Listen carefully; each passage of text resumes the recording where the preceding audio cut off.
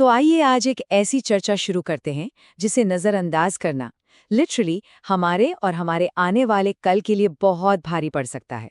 सोचिए, एक ऐसा आंकड़ा और एक ऐसा पूर्वानुमान जो हमारे दरवाजे पर दस्तक दे रहा है। हम आज एक ऐसे मौसम की बात करने वाले हैं जो इतना खौफनाक था कि उसने इतिहास की दिशा ही बदल दी थी। साल था 1877 और तबाही मचाने वाली कोई जंग या बीमारी नहीं थी, बल्कि वो था आसमान से बरसती आग और सूखा। आज के इस विश्लेषण में हम ये डिकोड करेंगे कि कैसे 1877 की वो ऐतिहासिक गूंज आज हमारे दरवाजे पर फिर से लौट रही है। और इस बार साल है 2026। अब जरा इस नंबर पर गौर कीजिए, 2 करोड़। सुनकर ही रोंगटे खड़े हो जाते हैं, है ना?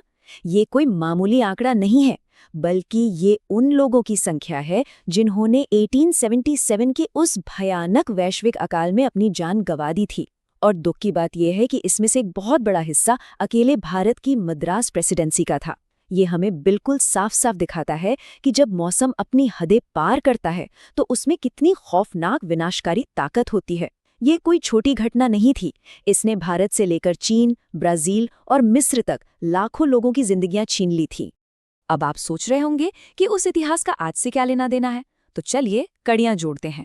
1877 की उस त्रासदी से लेकर हमने 2015 में एक सुपर अल नीनो देखा जिसमें भयंकर गर्मी की वजह से 2500 से ज्यादा मौतें हुईं। फिर आया 2024 जिसने गर्मी के सारे रिकॉर्ड तोड़ दिए। और अब यूरोप के सबसे बड़े मौसम पूर्वानुमान केंद्र ECMWF के लेटेस्ट मॉडल्स 2026 के लिए एक बहुत बड़ी चेतावनी दे रहे हैं। उनका कहना है कि 140 सालों का सबसे बड़ा मेगा अल नीनो आने वाला है। पैटर्न एकदम सीधा है और बहुत खतरनाक भी। इस पूरे खतरे को गहराई से समझने के लिए हम इस विश्लेषण को 5 हिस्सों में बांटेंगे। पहला, अल नीनो का विज्ञान। दूसरा, 2026 का घातक खतरा। तीसरा, इसके प्रभाव के 4 स्तर। चौथा, मानवीय और नीतिगत कीमत। और अंत में समाधान और जलवायु कार्रवाई। तो चलिए सबसे पहले स्टेप से शुरुआत करते हैं, अल नीनो का विज्ञान।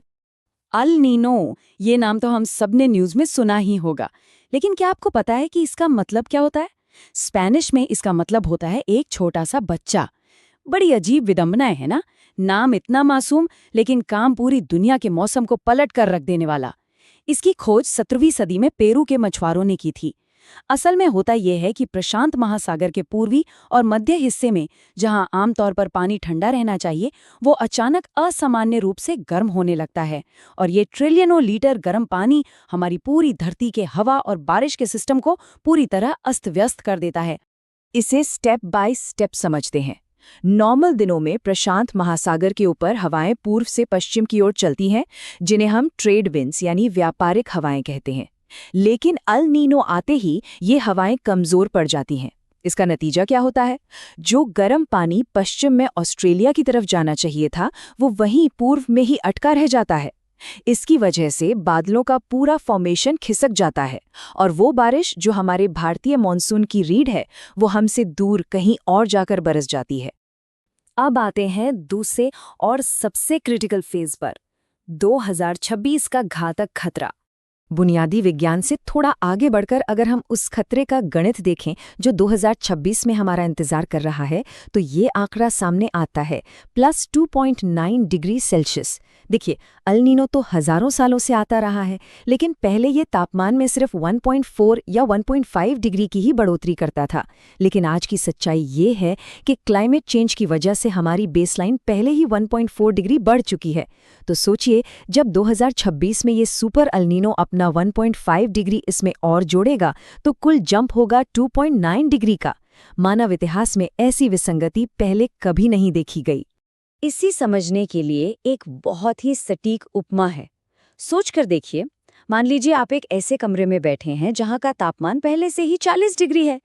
कमरा भट्टी की तरह तप रहा है और तभी कोई अचानक आकर वहां हीटर भी ऑन कर दे। बस लिटरली यही होने वाला है। क्लाइमेट चेंज और सुपर अल नीनो का ये जानलेवा कॉम्बिनेशन कोई सामान्य प्राकृतिक चक्र नहीं है। ये धधकती आग में घी डालने जैसा है। चलिए तीसरे हिस्से पर चलते हैं और देखते हैं कि इसके जमीनी प्रभाव के 4 स्तर क्या होंगे। ये सब एकदम डोमिनो इफेक्ट की तरह काम करता है। एक चीज गिरती है तो अपने साथ सब कुछ गिरा देती है। पहला झटका लगेगा मॉनसून को, जिसके सामान्य से केवल 92% रहने का अनुमान है। दूसरा, क्योंकि हमारे देश की 51% कृषि सीधे मॉनसून पर टिकी है, तो खेती पर सीधा संकट आ जाएगा। तीसरा, हीट वेव यानी लू की तीव्रता 2024 के सभी ऐतिहासिक रिकॉर्ड्स को पार कर जाएगी।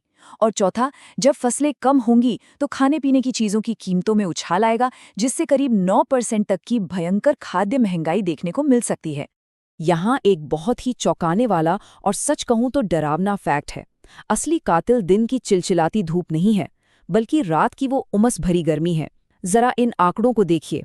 2024 में दिल्ली में दिन का तापमान 1.8 डिग्री बढ़ा था, लेकिन रात का तापमान 4.4 डिग्री तक बढ़ गया। इसे अर्बन हीट आइलैंड इफेक्ट कहते हैं। दिन भर ये कंक्रीट की इमारतें गर्मी सोखती हैं और रात में उसे धीरे धीरे बाहर निकालती हैं। ऊपर से लाखों एयर कंडीशनर घरों को तो ठंडा करते हैं, लेकिन उनका एग्जॉस्ट बाहर की हवा को आग बना देता है। शरीर को रात में भी ठंडा होने का मौका ही नहीं मिल पाता। अब बढ़ते हैं चौथे चरण की तरफ, इसकी मानवीय और नीतिगत कीमत। पर्यावरण और आंकड़ों की दुनिया से बाहर निकलकर जरा इंसानों पर पड़ने वाले असर को देखिए। ये गर्मी सबसे ज्यादा उन लोगों की कमर तोड़ती है जो पहले से ही संघर्ष कर रहे हैं। हमारे देश में लगभग 38 करोड़ लोग असंगठित क्षेत्र में काम करते हैं, जैसे निर्माण स्थलों पर काम करने वाले, ठेला लगाने वाले या डिलीवरी पार्टनर्स। इनके पास ना तो कोई पेड लीव होती है और ना ही हेल्थ इंश्योरेंस। तापमान में सिर्फ 1 डिग्री की बढ़ोतरी से ही इनकी कमाई 14% तक गिर जाती है। और नेशनल लेवल पर बात करें तो 2024 में सिर्फ इस गर्मी की वजह से हमारी अर्थव्यवस्था को लगभग $194 बिलियन का भारी नुकसान हुआ है। ये बहुत बड़ा बोझ है जो सीधे सबसे निचले तबके पर पड़ता है। और अगर हम मौतों के आंकड़ों की बात करें तो वहां भी एक बड़ी विसंगति है। सरकारी डेटा को ही देखें तो एनसीआरबी कहता है कि 20 सालों में 20,000 मौतें हुई, जबकि आईएमडी का आंकड़ा लगभग 10,000 है।